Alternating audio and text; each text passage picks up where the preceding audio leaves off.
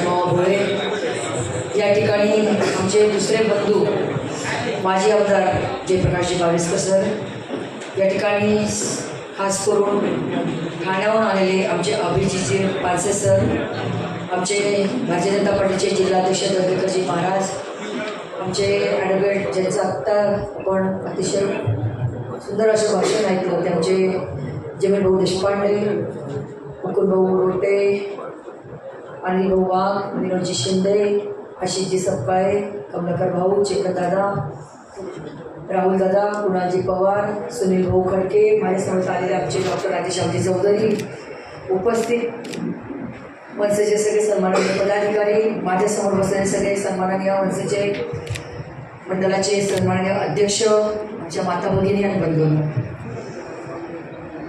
दादांच्या भाषणात मी काय बोलायचं, मामांच्या भाषणात मी आणखी काय नवीन सांगायचं. मला असं वाटलं संघटनेचं कामं, दादा मी पण पहिल्यापासून संघटनेशी जोडलेली आहे. माझी आयुष्याची सुरुवातच मी अखिल भारतीय विद्यार्थी परिषदेपासून सुरू केली वयाच्या 16व्या वर्षी. त्याच्या अगोदर मी संघ समितीच्या शाखेत जात होते. आयुष्यात कधी ठरवलं नव्हतं सक्रिय निवडणुकांमध्ये कधी भाग घेईल दादा, पण परिस्थिती अशी निर्माण झाली की मला जिल्हा परिषद लढवावी लागली. एकदा नाही, दोनदा नाही, 3 वेळा जिल्हा परिषद लढवली आणि जळगाव जिल्ह्याची पहिली महिला जिल्हाध्यक्ष जिल्हा परिषदेची होण्याचा सन्मान आहे जनतेमुळे आणि केंद्रामुळे मला मिळाला. आणि खरं सांगते त्यावेळेला ना वर केंद्रात सत्ता होती ना राज्यात सत्ता होती, पण तरीही खूप चांगल्या पद्धतीने जिल्हा परिषदेमध्ये काम करता आलं. काम करताना मला असं वाटतं बाजारात जो आपण आनंद विकत नाही घेऊ शकत, पण एखाद्या व्यक्तीचं काम झालं तर त्याच्या चेहऱ्यावरचा जो काही आनंद असतो ते बघण्याचं भाग्य मला वाटतं त्या ठिकाणी मला मिळालं, याचा मला मनापासून खरा आनंद आहे. संघटनेचे विविध पदांवर मी काम केलं. जळगाव जिल्ह्याची महिला मोर्चाचे अध्यक्ष झाले, प्रदेशाची महिला मोर्चाची महाराष्ट्राचे अध्यक्ष झाले, संपूर्ण महाराष्ट्र त्या ठिकाणी फिरले. खूप चांगल्या पद्धतीने महिलांचं संघटन त्या माध्यमातून करता आलं. आणि त्याच्यानंतर म्हणजे आपल्याला माहिती आहे की आपण संघटनेत खूप वर्षापासून काम करतोय, पण मला वाटतं जनरल दादा आणि मी आम्ही दोघं भाग्यवान आहोत. आम्हाला खूप कमी वयामध्ये विधान परिषद मिळाली दादा, पण मला वाटतं की असंच मिळत नाही. ज्या ज्या वेळेला तुम्हाला पार्टी पद देते त्यावेळेला तुम्ही त्या पदाला जेव्हा न्याय देतात त्यावेळेला तुम्हाला कुठेतरी पार्टी तुमचा त्या ठिकाणी विचार करते. मग असा ज्यावेळेला प्रसंग येतो त्यावेळेला तुमच्या त्या पदाचा आणि केलेल्या कामाचा उपयोग म्हणून मी ती विधान परिषद मला मिळाली. आणि मला असं वाटतं विधान परिषदेला आमदारमधनं आमदार समय अख्खा महाराष्ट्र माझा मतदारसंघ होता, पण तरी जेवण झाला. जळगाव जिल्हा माझा आहे, इथे जनता माझी आहे, म्हणून 60% निधी जळगाव जिल्ह्याला असायचा, 40% निधी आम्ही अन्य ठिकाणी ज्या ज्या ठिकाणी महाराष्ट्रात मागणी व्हायची त्या त्या ठिकाणी देण्याचा प्रयत्न आम्ही ठिकाणी करायचो. शेवटी म्हणतात ना घार फिरते आकाशी तिचं लक्ष पिल्लापाशी. शेवटी जळगाव जिल्हा माझा आहे दादा. मी या महिन्याच्या जिल्ह्यातून येते. झाशीच्या राणीच्या पदस्पर्शाने आमचा पारवापर्यंत झालेला आहे आणि आमची सखाराम महाराजांची आमची अमायिक भूमी आहे. मला असं वाटतं या सगळ्या माध्यमातून काम करताना नंतर जातीपातीचं काय घेऊन बसतो. स्त्री आणि पुरुष 2 जाती आहेत, पुढे राहिल्या जाती आहेत. आता ही मुलं तुम्हाला मला काही विचारत नाही, हे डायरेक्ट आणतात आणि आपल्याला नमस्काराला पाठवून देतात, बरोबर आहे की नाही? असं आहेत ती सगळी. त्यामुळे जातपात हा विषय काही राहिला नाही आहे. राहिला माझा प्रश्न, मी ब्राह्मण समाजाला आपली वाटते, मी जैन समाजाला आपली वाटते, मी मारवाडी समाजाला आपली वाटते, दादा मी ठाकूर समाजाला पण आपली वाटते. मला वाटतं माझी जात सगळे समावेशक असं म्हणजे स्मिता वाघ असं मला वाटायला लागेल. त्यामुळे याच्या पलीकडून आपण काम करूया आणि त्या व्यक्तीच्या कामाच्यावर मूल्यमापन करा. जातीवर कसं मूल्यमापन करतो आपण? मला वाटतं त्या व्यक्तीने केलेल्या कामाचं जर मूल्यमापन केलं तर जातीपातीमध्ये आपण अडकणारच नाही आहे. तसं जर असतं तर आमचे गिरीश भाऊ आमदार झाले असते का, मंत्री झाले असते का? नसते झाले. चांगल्यामध्ये जे मतदान आहे गिरीश भाऊंचं, समाजाचा दृष्टिकोन जर विचार केला तर ते मतदान नाही आहे, खूप कमी आहे, 7, 8, 8, 10 हजारच्या वर नाही आहे, तरी आमचे गिरीश भाऊ त्या ठिकाणी निवडून येतात. अशी किती उदाहरणं तुम्हाला समजून. त्यामुळे ह्या सगळ्या गोष्टीमध्ये आपण अडकण्यापेक्षा आपण कामाला आणि विकासाला भर दिला, जे मोदीजी करतात. मोदीजींनी विकासाला भर दिला म्हणून आज ते 10 वर्षापासून आपण बघतो की विकास काय असतो ते मोदीजींनी आपल्याला शिकवलं. आज जर तुम्ही देशाबाहेर गेलात तर तुम्हाला जो काही सन्मान दिला जातो तो फक्त मोदीजींमुळे दिला जातो. नाही एकीकडे आपल्या देशाकडे बघितल्यानंतर एक गरीब देशातला एक अस्वच्छ देशाचा माणूस म्हणून आपल्याला हिनवलं जायचं, पण आज तुम्ही स्वाभिमानाने बाहेर पण जातात आणि भारतातून आम्ही जेव्हा सांगतात तेव्हा स्वाभिमानाने मान उंचवते. हा विकास आहे. प्रत्येकाच्या डोक्यावर छत दिलं, प्रत्येकाच्या दारापुढे शौचालय उभारलं आणि एवढंच नाही तर खऱ्या अर्थाने महिलांचं सबलीकरण कोणी केलं असेल ते नरेंद्रभाई मोदींनी केलं. बचत गटाची संकल्पना कोणी आली? जमीनभाई अटल बिहारी वाजपेयी जेव्हा ते शब्द दिलं त्यांनी ही महिलांची बचत गटांची संकल्पना पुढे आणली. कारण खऱ्या अर्थाने जर आमची महिला आर्थिक सक्षम करायची असेल तर बचत गटाच्या माध्यमातून तिला सक्षम करण्याचं काम केलं. पण त्याच्यापुढे 2 पाऊल जाऊन आणखी मोदीजींनी प्रत्येक बचत गटाला आज 30,000 रुपये त्यांच्या खात्यावर ट्रान्सफर केले. आज एकेका गावात कोट्यवधी पैसे बचत गटाच्या माध्यमातून त्या ठिकाणी आले. याला सबलीकरण म्हणतात. याला आर्थिक सक्षम महिलांना करण्याचं काम असं जे मोदीजींनी केलं आहे. तुमच्या माझ्या हातात झाडू दिलं की दादा? अख्खा देश स्वच्छ केला. अख्खा देश, तो काँग्रेसचा असो, राष्ट्रवादीचा असो, भाजपचा असो, प्रत्येकाच्या हातात झाडू दिला. कोरोनाच्या काळात आपण किती जाऊन बघितलं की आपल्या जवळचे लोक आपल्याला सोडून गेले. त्या काळात मोदीजींनी सगळ्यात पहिली लस तयार केली. आपल्या देशाला तर पुढे तारलंच, पण अख्ख्या इतर देशाला सुद्धा ती लस पुरवली. त्यांनाही तारण्याचं काम मोदीजींनी केलं. हा विकास म्हणतात. आणि मला असं वाटतं आपण विकासावर निवडून करतोय. कोणी निंदा अथवा वंदा, विकास करणे आमचा धंदा आहे. मला वाटतं राजसाहेबांचं पण तेच आहे. विकासावर त्यांनी काम केलेलं आहे. नाशिकमध्ये त्यांनी केलेलं काम आम्ही बघितलेलं आहे. कारण विकासावर आपण बोलतो आहोत तर विकासाच्या माध्यमातून आपण पुढे जातो. आपण कोणाच्या रेषा पुढून जात नाही आहोत, तर आपण कामाच्या बाबतीत आपली रेषा पुढं करून पुढे जात आहोत. हा विकास आहे. आणि मला असं वाटतं त्या माध्यमातून त्या ठिकाणी थोडी खंत व्यक्त केली. 2 दिवसापासून माझ्याही गाडीवर म्हटले की तुम्ही मनसेचा झेंडा लावला नाही. दादा, ज्या दिवशी आपली साहेबांनी आम्हाला बिनशर्त माघार म्हणजे आम्हाला पाठिंबा दिला, त्याच दिवशी मी मनसेचा झेंडा माझ्या गाडीवर लावलाय. पहिला मुद्दा त्या दिवशी.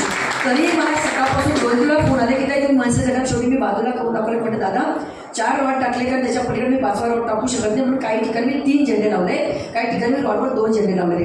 राहिला मी 3 दिवस स्वतः जयप्रकाश दादा, मी स्वतःहून 3 दिवस सारखी मागे लागली की दादा आम्हाला तुमचे पदाधिकाऱ्यांचे फोटो पाहिजे, नावं द्या. कारण काय होतं की तोपर्यंत मला हे सांगितलं गेलं दादा की अजून वरून आम्हाला आदेश आले नाही. आमचे आदेश आले की आम्ही तुम्हाला देतो. आणि त्याच्यानंतर जसे आदेश आले पुढच्या अँडलमध्ये आपण ते सगळे नावं ॲड केले.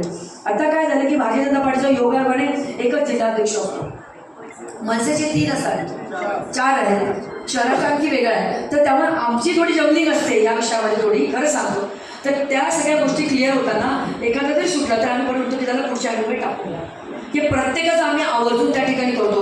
पण तरी नजर चुकीने काही कुठं झालं असेल तर मी वाटत दिलेली व्यक्त करते या ठिकाणी. कारण या गोष्टीमध्ये छान दादा मी प्रिंटिंग प्रेस चालवलेली आहे. मी 1997ची उत्कृष्ट उद्योजक आहे. माझ्या आयुष्याच्या सगळी जडणघडण माझा लहान भाऊ बरोबरीचे माझ्यापेक्षा मोठे जयप्रकाश भाऊने माझी सगळी आयुष्याची जडणघडण बघते. एक तर खाऊन दिवस नाही काढलेले माझ्या लग्नानंतरचे. त्यामुळे त्यांनी सगळे जडणघडणीचे साक्षीदार माझे जयप्रकाश भाऊ. कारण आम्ही त्यावेळेला सोबत काम केलेलं आहे. बऱ्याच गोष्टी संघटनेमध्ये काम करून आम्ही सोबत असायचो. कॉलेजला मागे पुढे थोडं होतो. दादा माझ्या थोडं मोठे असतील कदाचित, सोबत काम केलेलं आहे. त्यामुळे हे करत असताना कधी कोणाला दुखवणं हा विषय खरंच डोक्यात नसतो.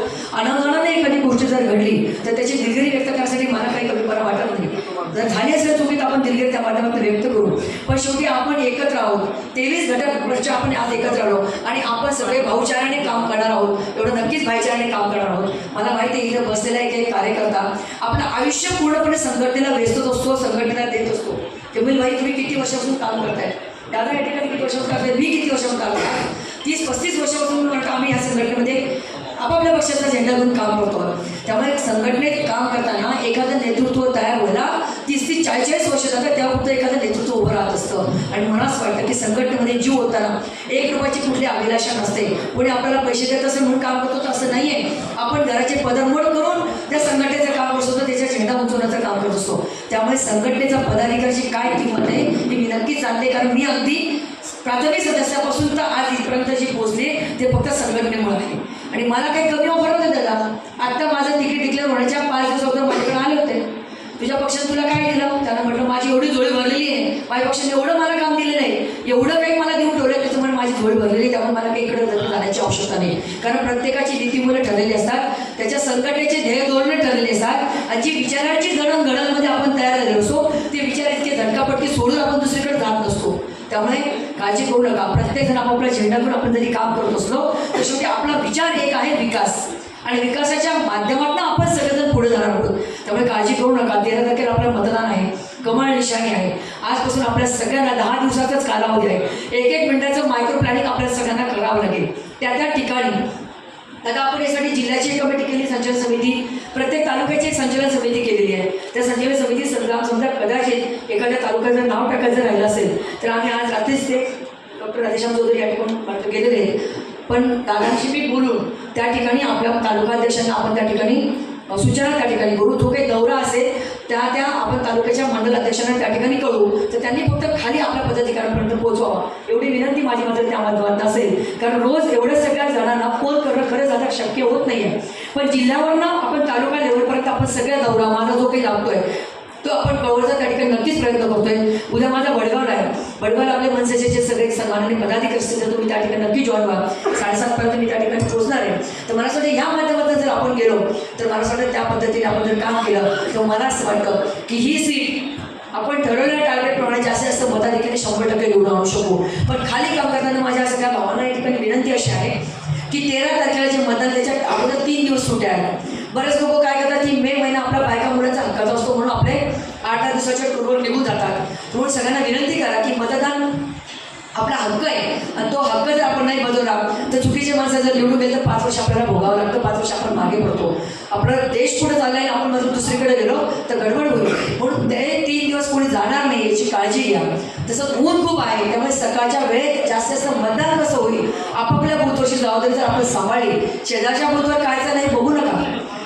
भडगावमध्ये काय चाललंय पाचोऱ्यात काय चाललंय हे बघू नका. व्हॉट्सअपमध्ये बऱ्याचदा खूप बातम्या दिलेल्या असतात. खूप काही चुकीच्या गोष्टीचे मेसेज पण दिलेले असतात. ते जर आपण डोक्यात घेतले तर आपण परेशान होतो. सगळीकडं खरं सांगते वातावरण खूप चांगलं आहे. वेगवेगळ्या प्रकारच्या गोष्टी केल्या जात आहेत. आपण तिकडे जर दुर्लक्ष केलं आपल्या बूथवर फक्त तुम्हाला सध्या 1000-1200 मतदान आहे.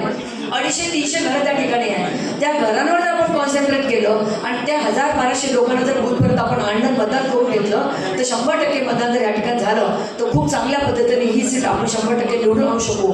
तिसरा मुद्दा या ठिकाणी महत्त्वाचा जाता सांगेल की 10 तारखेला अक्षय तृतीया होऊ आणि आपण खानदेशला लोकेशनला जाऊ आणि अक्षय तृतीयेला आपल्या सुना आपण माहेरी पाठवतो आणि त्यामुळे महिलांचं 50% मतदान त्या ठिकाणी होणार नाही. जी लेक इकडे आहे तिकडे ती मतदान सोडेल आणि आपली सुंदर बायका ती इकडचं मतदान सोडेल आणि एवढ्या वर्षानंतर पहिल्यांदा आपण तर एका महिलेला तिकीट मिळतंय. त्यामुळे तुम्ही या गोष्टीचा नक्कीच विचार करा की 13 तारखेपर्यंत सुना कोणत्याही बाहेरगावी जाणार नाही. त्यांना जायचं असेल तर त्या 13 तारखेला त्यांना मतदान करू द्या. बाकी दुपारच्या 2च्या गाडी त्यांना मग आकाशी करण्यासाठी जाऊ द्या अशी विनंती मी आपल्या सगळ्यांना करणार आहे. कारण म्हणजे महिला खासदार म्हणून दादा मला आपला सबला म्हणतात. कसला आपला कसला सबला दादा आपल्याला कधी काळवेळ माहिती होतं का दादा. आपण संघटनेत जेव्हा काम करत होतो रात्री 2 वाजता जरी कोणाचा फोन आला तर आपण 2 वाजता त्याच्या मदतीसाठी जाऊन जाणार लोक आहोत. सिलेक्ट झालं 3 वाजता आपण सिव्हिलला पोहोचतो कारण जीव वाचवायचा असतो. दादा आपल्याला कसली बंधन आहे. ज्या वेळेला माझ्या घरून मला महिलांना 100% पाठिंबा मिळतो कारण घरच्या लोकांना माहिती असतं की रात्री 2 वाजता झाली म्हणजे काहीतरी इमर्जन्सी म्हणून आली. जेव्हा मी माझ्या घरातनं मला जेव्हा ठिकाणी 100% मला पाठिंबा मिळतो तेव्हा मी बाहेर कापते. आणि आमच्या बायकांचं कमवायला काय आमच्या नावावर काही प्रॉपर्टी आहे दादा खूप. माझ्यासारखी एखादी आपण असं की माझ्या नावावर आहे प्रॉपर्टी माझ्या नवराने घेतलं आहे माझ्या नावावर केलं आहे दादा. मला माझ्या वडिलोपाशी पण मिळालेले आहेत. बाकी महिलांच्या नावावर किती प्रॉपर्टी असतात दादा कमवायला. आमच्याकडे एकच आहे फक्त चारित्र्य असतं आणि राजकारणात राहून आम्ही आमचं चारित्र्य सांभाळून जेव्हा काम करतो सपोज जर बोट दाखवत असेल तर 4 बोटं त्याच्याकडे असतात. पण ते बोट वापरायची पण ताकद आम्ही राजकारणात ठेवतो दादा. बांगड्या भरणारे हात कमजोर नाही आहे. त्यामुळे या बांगड्या भरणाऱ्या हातांच्या कमजोरीमुळे जाऊ नका. बांगड्या भरणे आमचं समाजाचं लक्ष आहे पण ते जर हात आमच्या पुढे जर आले तर ते तोडण्याची त्याच्या हातात देण्याची पण ताकद आम्ही ठेवतो. काळजी करायची या बहिणीला जेव्हा तुम्ही आवाज द्याल ही बहीण तुमच्यासाठी केव्हाही हजर राहील. काळजी करायची नाही की बहीण आहे आपली. रात्रीची वेळ झाली आहे हिला कसा कारण 2 वाजता फोन करणार काही गप्पा मारायला फोन करत नाही. त्याचं काहीतरी नडलेलं असतं अडलेलं असं म्हणतो आपल्याला फोन करतो. त्याला विश्वास असतो की ताईला जर फोन केला मामाही तशीच आमची इथं बसले भाऊ त्याच्या कामामध्ये तसंच काम करत होते की 2 वाजता जर फोन केला तर ही लोक आपल्या मंडळी आपल्या कामासाठी धावून येतील. हा विश्वास त्यांच्या मनात आहे. मग त्यांच्या विश्वासाला पात्र व्हायचं काम मराठा आम्ही त्या माध्यमातून नक्कीच करतो. त्यामुळे तुम्ही जे काही निवडून देणार आहे तुमच्या बहिणीला ही सक्षम आहे सगळ्या बाबतीत काम करायला. काळजी करायची नाही. त्यामुळे तुम्ही मला केव्हाही आवाज द्यावा तुमच्यासाठी कायम कटिबद्ध राहील. एवढंसाठी काय सांगते सगळ्यात जास्तीत जास्त प्रमाणामध्ये मतदान करा असं आवाहन करते. माझ्या शब्दांना विराम देते. जय हिंद जय महाराष्ट्र.